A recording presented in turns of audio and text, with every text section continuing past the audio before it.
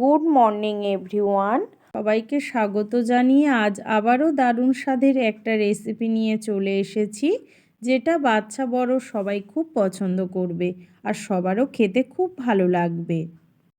এখন প্রচণ্ড ঠান্ডায় হাত পা জমে যাচ্ছে, তাই এই সময় কিছু গরম গরম খেতে ইচ্ছা করছে, তাই বানিয়ে ফেললাম ডিম টোস্ট।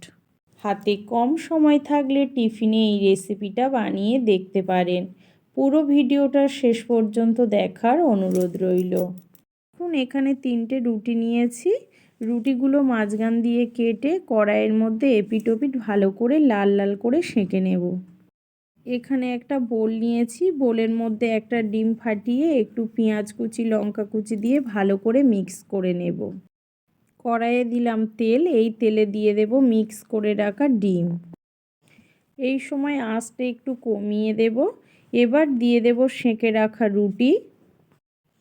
এবার এপিট ওপিট ভালো করে লাল লাল করে ভেজে তুলে নেব। এবার দেব গোলমরিচের গুঁড়ো, সস আর শসা দিয়েই পরিবেশন করব। খেতে দুর্দান্ত লাগে। আপনারাও বাড়িতে এইভাবে বানাবেন আর কেমন খেতে লাগলো কমেন্ট করে জানাবেন। ভিডিওটা ভালো লাগলে লাইক শেয়ার সাবস্ক্রাইব করবেন এবং পাশে থাকা বেল আইকনটা প্রেস করবেন। টাটা, আবার আসছি পরের ভিডিও নিয়ে।